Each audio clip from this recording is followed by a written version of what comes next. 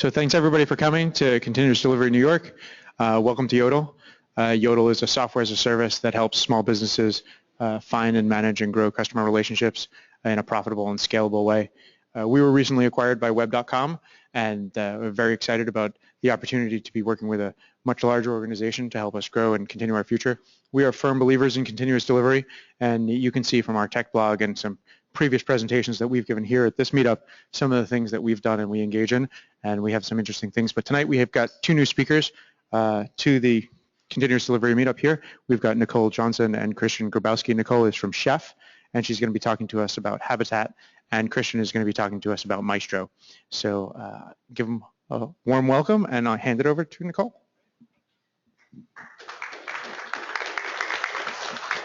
Thank you very much, Daniel. Thanks for having us. So really quickly, I'll do an introduction. There we go. So my name is Nicole Johnson. I'm a solutions architect with Chef. I've been here about a little over a year. Previous to that, I was with VMware for about 3.5 years, and previous to that, I was with a couple different VARs doing whatever they asked me to do pretty much. You know how that goes, right? Really quickly, how many of you have heard of Habitat? Okay. How many have seen the demo? Okay. How many know what it even is? Okay. All right, awesome. So I made the right call. So the reason I wanted to talk about Habitat today is because you all are familiar with Chef, I'm sure. Is anyone using Chef? I know you are. Okay. All right, cool. So Habitat is totally different from Chef. So it is not infrastructure as code. It is an application-first approach to automating applications. So one of the things that I'm really going to go through today is what it is and why we're doing things the way that we're doing and how Habitat can actually benefit you. So I decided to forego the demo because you can find the demo many places on YouTube, and our founder Adam Jacob has done it, so there's no way that I can do it justice like Adam Jacob. But also there is a web-based demo that you can access really easily, which I'll show you how to get to at the end of this so you can go play with it yourselves. Because basically it's a lot of text flying across the screen, and it's a demo that looks like that. So how many of you guys still set up your servers manually? Okay. All right. So are you using shell scripts or like PowerShell or anything like that? All right. That's cool. So, back when we used shell scripts for everything, did a lot of things manually, what you find is you have a lot of inconsistency, a lot of stuff gets undocumented, and even if you do have a checklist, people do things their own way, right? So you have that gap in knowledge that leaves you looking like this kid here, right? So I think what really unites us is the complexity of the systems that we're managing. So you like the database cluster there, and you can't see it, but that's Brent's desk. So for those of you who have read the Phoenix Project, you know who Brent is. He's like the sysadmin who does everything. So he is doing all that stuff. So we've kind of changed the way that we work with systems, right? So, we start with hardware, add OS, add some application level infrastructure like a JVM or Docker, and then we add libraries and packages, right? And then finally the developer goes and deploys the application. So in the enterprise, typically the way this goes is operations does some of that, and then the developers do the other part of that, which kind of stinks because the whole idea of DevOps is to remove that wall. It's made it shorter, but it hasn't completely removed it, right? So there's usually some kind of unseen giant process that is, just kind of this blob of things that has many points of failure. And if something goes wrong, you may not know where that failure occurs, right? So, and a lot of that comes from the mystery of how we've been taught to build software, right? So thinking about what's going to run first. And usually we think about where the software is going to run first. And the way that we make that decision about what's going to happen first is almost always based on infrastructure. So when we make those kinds of choices up front, you also have to think about the tool set that you need in order to run that infrastructure and that application, right? And usually the tool set is tied tightly to the infrastructure and the application because that tool set is specific to that application and that platform, right? So that kind of stinks because when you bring something in new or you decide that you want to change that, it's difficult to do because now that whole tool chain is tied tightly to that application and that's that infrastructure stack, right? So the other thing to consider is now you also have a whole bunch of different pipelines for different projects, and it's really difficult to then manage that, troubleshoot. I'm sure that you guys have seen, some nightmarish pipelines, with a whole bunch of different tool sets weaved in, right? So this is part of what we're trying to solve.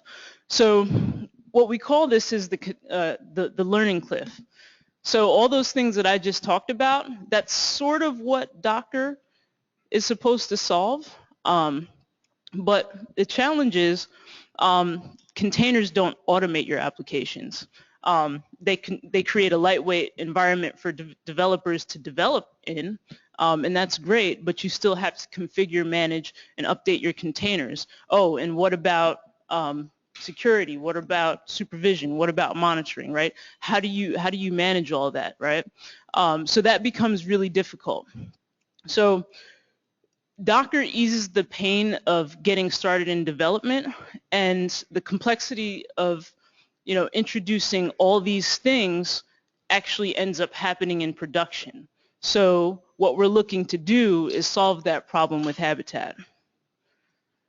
So one of the other things that we see is you have a lot of legacy applications and folks say, oh, one of our goals this year is to deploy some cloud native applications. Oh, we want to make our existing applications cloud native.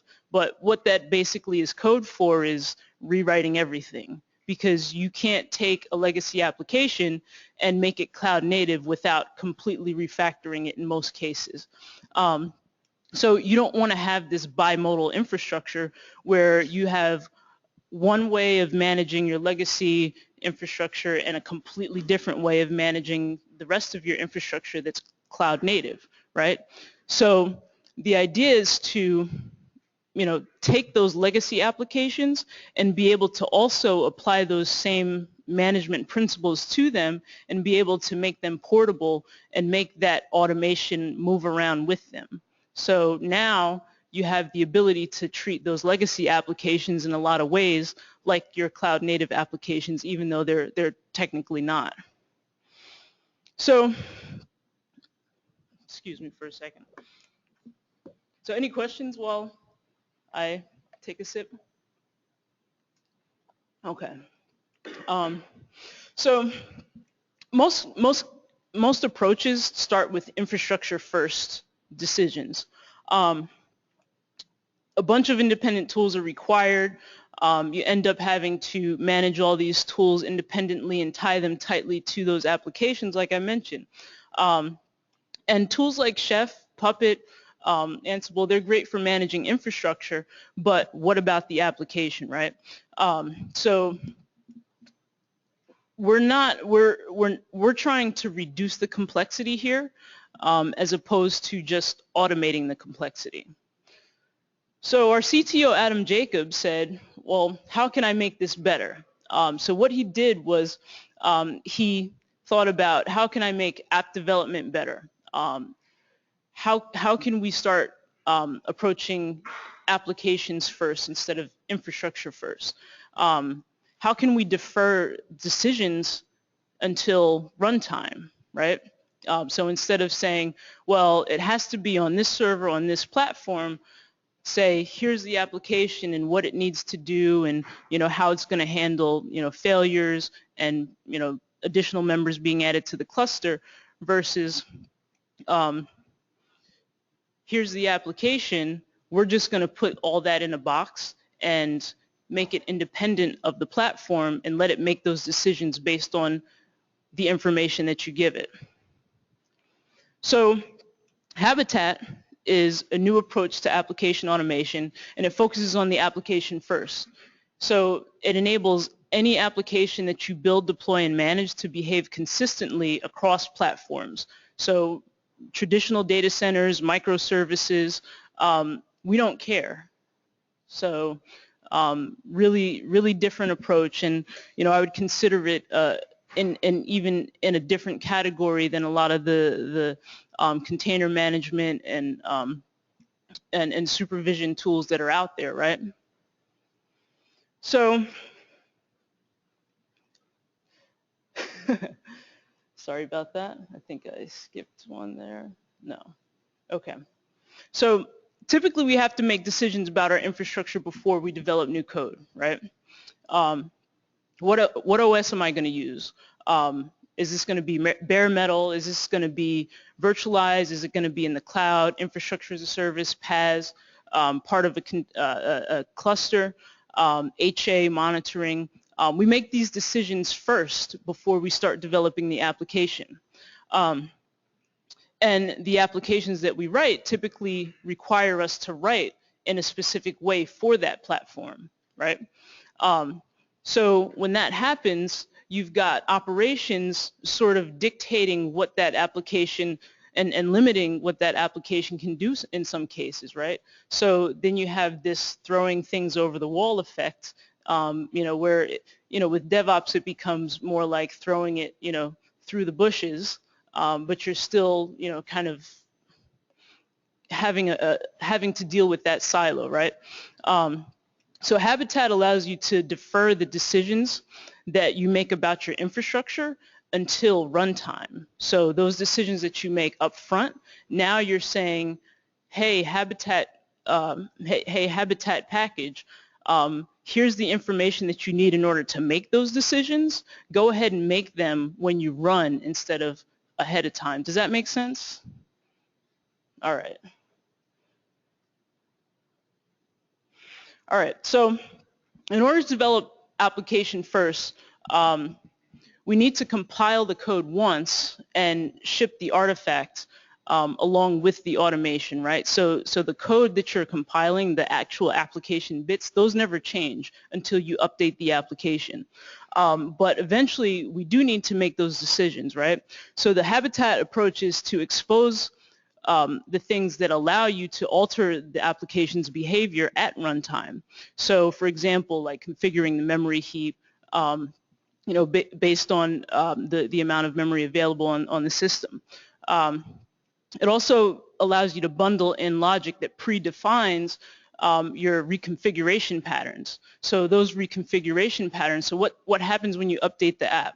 What happens when another member joins the cluster, right? So you can predefine how the application behaves in those situations. So for Linux applications, you do that via shell, obviously. So why are we going back to shell? Because that's what Linux talks to. So we're not necessarily taking a step backwards. We're actually allowing you to interact with that shell because Habitat is not an actual operating system. We're allowing you to interact with that shell, and the same would be for Windows, right? So there's no Habitat for Windows yet, but when that does eventually happen, that you can imagine that's how Habitat would interact with Windows.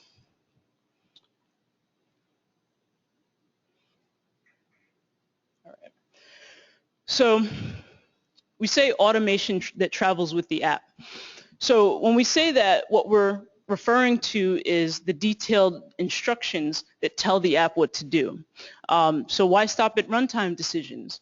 Habitat allows for you to define patterns around common occurrences that already typically happen in your app. So things like using bundled logic to define what happens when service failures occur, right? So how does it detect when a failure occurs, and how does it behave when that failure occurs? So you can dictate all those things. Habitat packages actually contain those details, and when we say the automation travels with the app, within the Habitat package, you're saying, okay, well, here's the definition of what this looks like, and here's how you handle these things based on TOML variables, right? So I'll get into all the details of how we do this and what are the components of Habitat, but you're essentially defining variables. So how many people are using orchestration tools? Okay, so a lot of folks. You want to throw out some examples of orchestration tools? Okay, all right, cool. Okay. All right. So most of your systems, they rely on orchestration, right?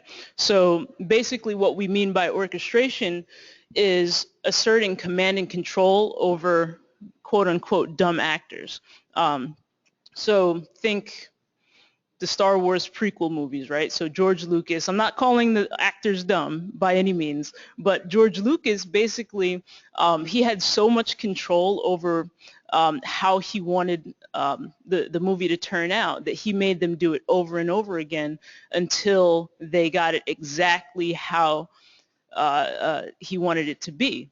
But going back to the example and kind of tying it all together, the challenge with that is it took so long and the process was so fragile that any time in orchestration, whenever there's a failure, especially a failure that your orchestration tool isn't expecting, it's really difficult to recover, right? And it doesn't necessarily handle that failure very well, right? So the idea with Habitat is we're actually saying choreography instead of orchestration, because that way, instead of the orchestrator being the centralized command and control, Habitat allows you to have a bunch of independent actors that all know what to do. They all know their part in the show. So with choreography, what we're saying is you've got these independent actors, right? So I'm going to use another example. So the Rockettes. So if you were to orchestrate the Rockettes, you might have somebody that everyone knows who the Rockettes are, right? Okay. So you might have someone that points at the Rockette when they're supposed to kick. So if you have like 10 or 15, that might be okay. But if you have like 150, that's not so okay, right? So the idea behind choreography is that as they kick, they can see what their neighbor is doing. So if somebody's timing is a little bit off, they can then adjust so that they're still in time, right? So does that make sense? So with Habitat, every actor, they behave autonomously so that they all know what each other are doing and can adjust as things change within the application ecosystem. So we've got automation that travels with the application. We have choreography. And because of that, you have applications that can be deployed into different topologies. So for example, standalone, leader follower. So if you have an application that you deploy with Habitat and you say, declare this one the leader, then all the others become the follower and the rest of the applications know what to do. The rest of the nodes know what to do. Initializer. Additionally, you can define release strategies, so things like all at once, one at a time, and initializer where one gets deployed and the rest can't be deployed until that one is finished. So you can orchestrate all these kinds of things, or I should say you can choreograph all these things. See, I'm so used to saying it. With Habitat through what you call the Habitat plan. And these are all baked in at launch. And because it's open source, if you have other Habitat topologies that you want to add, you are more than welcome to contribute. So any questions so far? All right. All right, so built-in service discovery. So Habitat also includes a supervisor. it has a health status API endpoint, and it can be used for a variety of purposes, right? So it can be used for the actors within the application cluster to communicate with each other. So they communicate with each other via gossip protocol, so they understand what the real state of the other actors in the application are, right? Because you need all those things for the core functions. You can then simplify, all the other things that you would have around that application. So as far as your tool chain, so monitoring, service supervision, failover, HA, so being able to dictate those kinds of things within the application ecosystem, pretty good stuff. So finally, we've got application packaging. So Habitat comes with an application packager. It's a very simple application packager that lets you package your app into an immutable format. And to be clear, Habitat is not a container technology. So we get that question a lot. We actually work very well with containers. So you may remember several months ago, everyone was asking us, what are you guys doing with containers? We're like, just you wait. And so we couldn't talk about it, but now we can. So we support exporting image formats to like Docker, Rocket, Mesos, and eventually we'd like to be able to support exporting to like AMIs and other virtual image formats. We're not quite there on that yet, but it has a really nice tie into containers.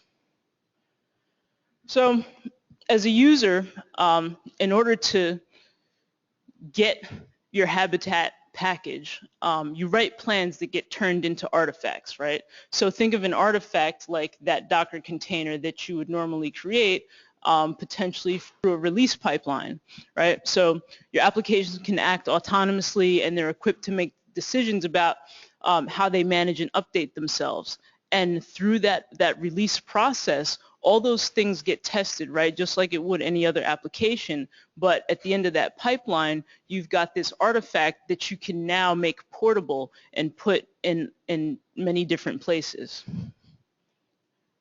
So as you can see here, with just to kind of illustrate the difference with containers, you're packaging application and runtime separately from orchestration, monitoring, and management.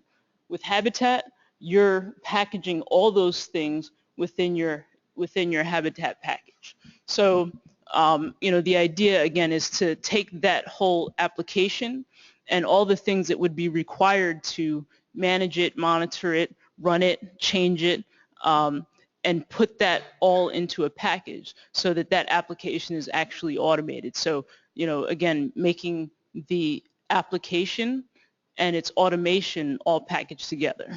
Yes. Mm-hmm. Yep. Yep. Mm-hmm. Mm-hmm. Yep. Mm-hmm. So, so I'll get into. No, yeah, go ahead. I'm sorry. Say that second part again.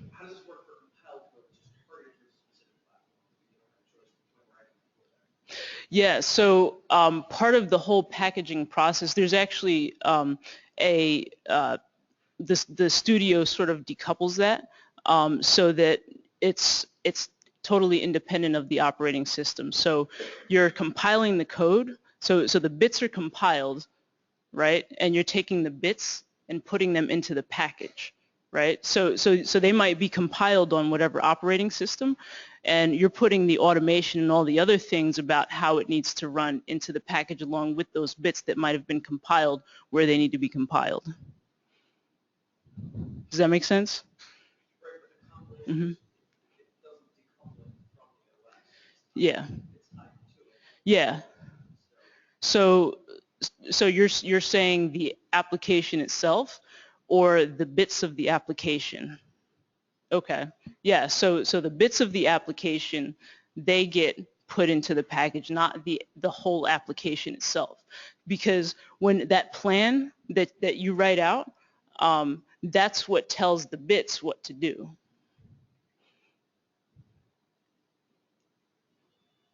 So I'll keep going and your question might get answered later.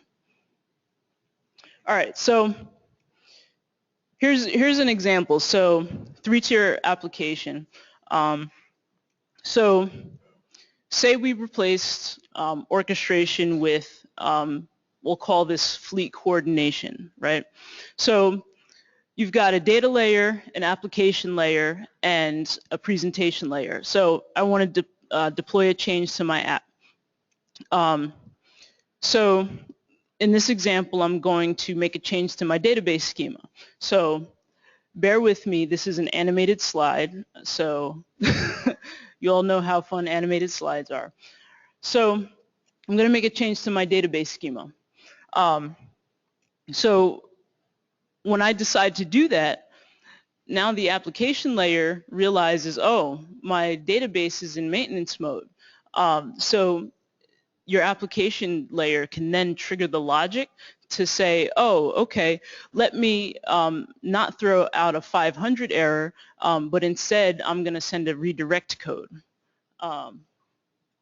So when it does that, the presentation layer now notices that the app layer is not available. So instead of just being unavailable, it'll either redirect or send a friendly message, go to wherever. All right. So no, sorry. Monitor complications. There we go. All right. So once this happens, and the database comes back, now the application layer says, oh, okay, you're back. So let me send a 200 code and say, okay, I'm available. So now your presentation layer is able to then display the results, the web results, right? So all of this happens within your Habitat plan. So the plan is what you lay out and say, okay, here's how this application handles failures. So that failure that just happened, all that was predetermined how that was going to behave because you put it in the plan. So along with those application bits, it's going to say, all right, I'm going to make this change, or I'm going to redeploy, or I'm going to redirect based on what you said to do in the plan and all the variables that you've defined. So does that make sense? Okay. All right. So now I'm going to get into some of the details. So the Habitat components. So the Habitat Studio, it's application packaging technology. So it's a clean, self-contained, minimal environment where you're packaging the, where you develop, build, and package the software, right? So it packages up all the dependencies and all the tools are included in the studio in order to do that within Habitat. And the reason that we've done this is so that you don't have unwanted dependencies. The packages that are generated are based on a plan. So the plan is a set of files that describe how to build a binary Habitat package, right? So at the heart of the plan is a configurable, it's a configurable bash script called plan.sh, right? So in the plan, you lay out your configuration options using TOML variables. So these are used to configure your how your application behaves at runtime.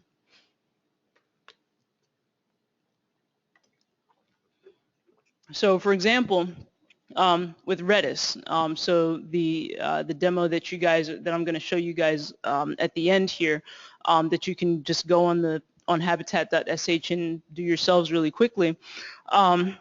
So you download, compile, and create an immutable package, and when you've got Redis and you're altering its behavior, so basically what you're doing is you're changing a TCP setting.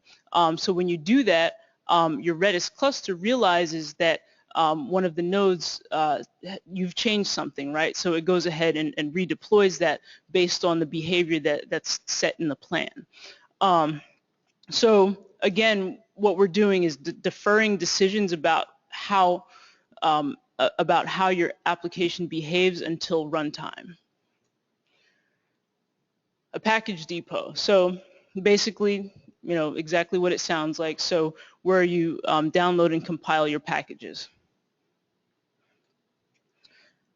And then finally, you've got an intelligent runtime with a supervisor. Okay, here we go. Yes, Habitat supervisor. So you've got an intelligent runtime with a supervisor that's going to have deployment coordination and service discovery built in. So with that service discovery, that part is really important because, again, you've got these autonomous actors. So if you think about how distributed systems should behave, you need to have autonomous actors that can go out and discover each other and understand what they're supposed to do in certain situations, right? So you use all these components to build, deploy, and manage Habitat artifacts, and what you get at the end is a .heart extension. Oh. All right, so here's how you go from nothing to having a Habitat package. So first step is you start with a plan. So a plan, your plan.sh, right? So think about something like a Docker file. So the steps that you would use to create a Docker file. Then you start by launching the build environment, which is your studio. So I won't read you all the commands, but you basically enter the studio, define your plan.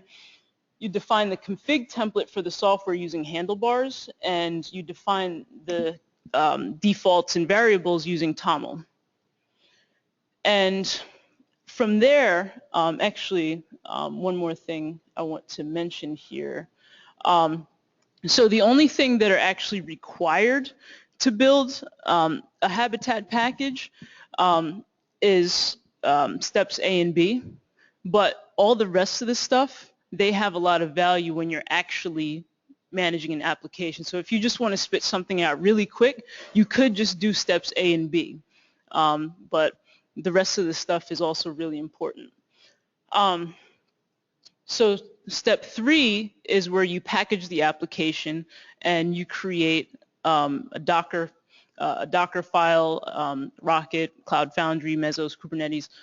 So there's your portability, right? So you tell it what kind of artifact you want to create. And then finally, run and test. So where you're running and testing, that command is native to whatever that platform is, right? So in this case, Docker run. So we sort of have a, not sort of, but we have a build service in the works. So I'll just mention that it's something that we're working on. So, but think something like Travis CI. So that will be coming at some point. Choreographers. So here's where we get choreography.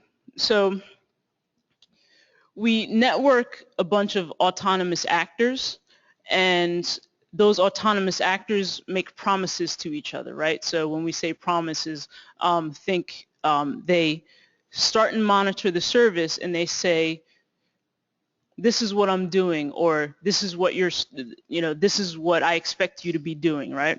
So they start and monitor the child app, and then they receive and act upon configuration data that they've received from other services. They also self-organize into a topology. So only a few topologies are defined at launch, like I mentioned. So just like standard, standalone apps, initializer, and leader follower. But those supervisors that self-organize into a topology, that's again all laid out in your plan.sh. Questions?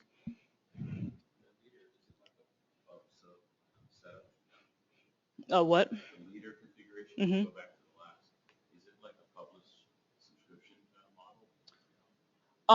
It can be. So it really depends on the application, right?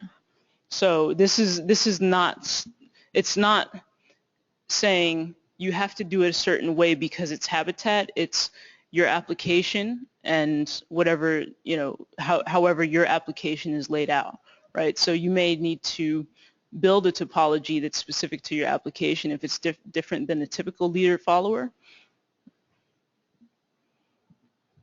Yep.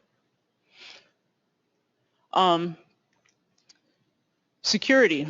All right, so Habitat supports over-the-wire encryption using pre-shared symmetric keys, and any supervisor joining the ring will be rejected if it doesn't have the asymmetric key that gets pre-shared across the topology. So we use a Rust implementation of NACI, and we use Blake2B checksums. So another thing worth mentioning is the update strategy. So when you talk about application automation and how do you make a change to that application, you can configure your Habitat package to implement an update strategy as well, right? So what happens when the new version of the package is available? So it can actually watch your package depot and say, oh, a new version is available, and go and implement that and put things in maintenance mode as things are updated, right? There's only one way to do that right now, but again, open source contributors are welcome. All right, so that's basically how Habitat comes together.